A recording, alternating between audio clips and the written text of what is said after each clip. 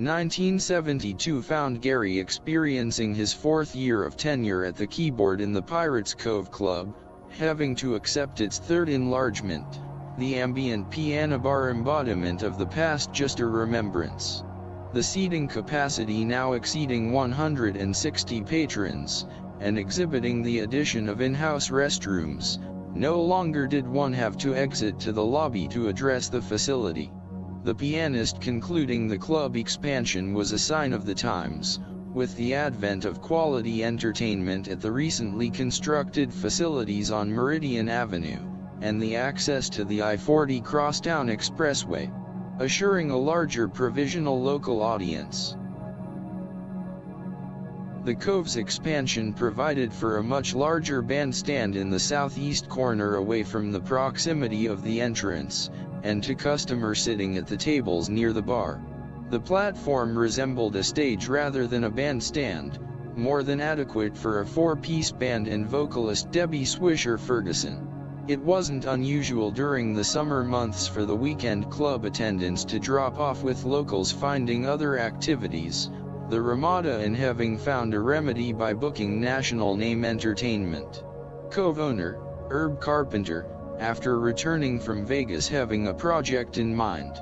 Herbie having watched a casino act with a hypnotist who hypnotized volunteers from the audience, having them perform humorous antics to the delight of the onlookers during his two 45-minute shows. Gary receiving a call at home, Herb asking him to meet with Bob Valenti, the hypnotist who was to open his act at the club that night. Gary arriving, finding his stage setting would require the placement of 10 armless straight-back chairs on the bandstand, a microphone with an extended long cord. Satisfied, the hypnotist initiated a special request, inquiring if the pianist could procure him a strobe light. Its use would enable him to enhance the expediency of hypnotizing his subjects. Gary having no idea where to purchase a strobe light.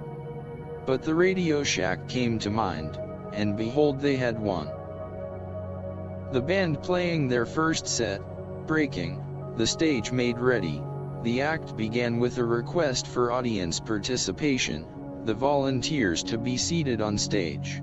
The great Valenti, as his poster read, his first show beginning at 10 each night, but discovering a lack of participation from those in audience. A difficulty in securing 10 volunteers to seat themselves on the improvised stage. Gary concluding, their first show response or lack of it, was probably due to the number of drinks or lack of them. On occasion, to accomplish a full complement of audience participation, Gary would prod some of the club regulars, and himself volunteering to access the subjection on stage.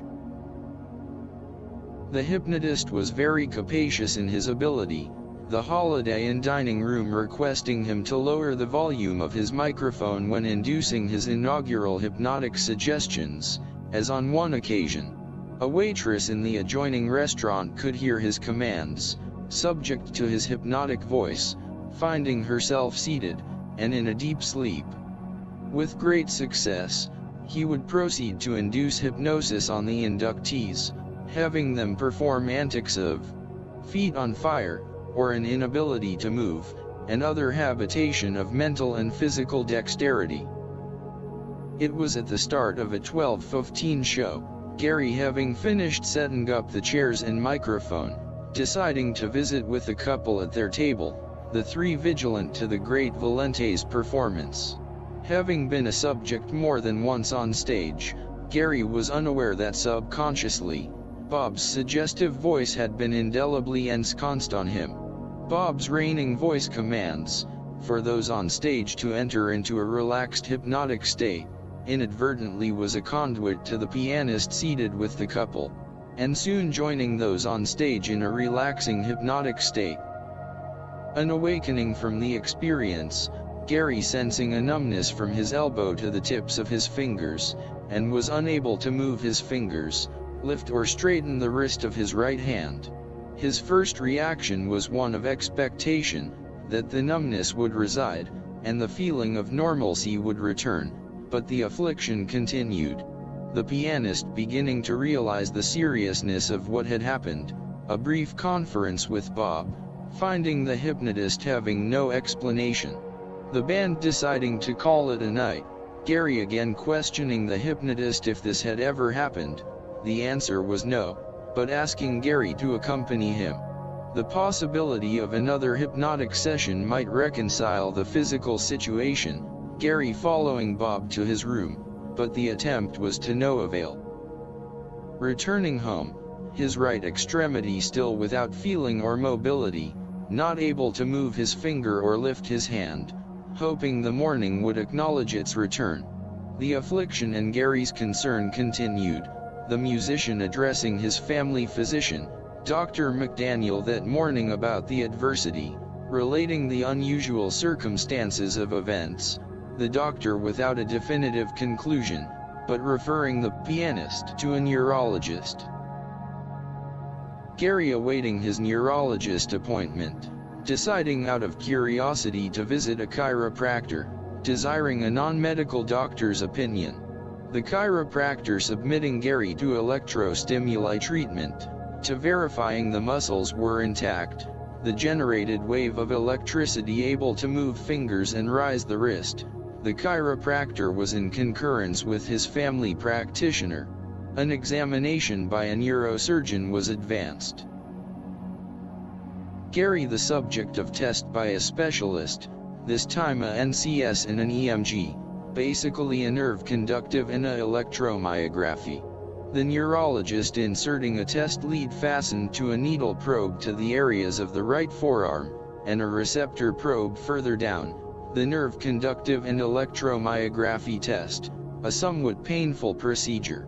The NCS and EMG test would determine the detrimental damage to the nerves that processed the muscles of the fingers, hand, and wrist. The test completed, the pianist having 3 questions. The first was simple: why couldn't he lift his wrist or move his fingers? The doctor answer was brief: you damaged the radial nerve that controls the wrist and fingers. His second being the cause of the damage, the doctor providing an explanation. The relaxation of the muscles under hypnosis is paramount. A forearm resting on the arm of the chair is dead weight. The muscle and tissue surrounding the radial nerve under these conditions would be totally relaxed and non-supportive. The pressure of the arm's weight, the sharpness of the arm of the chair could cause damage to the radial nerve that controls the extremity. The third question was the important one. What was the amount of time to heal and regain the use of his hand?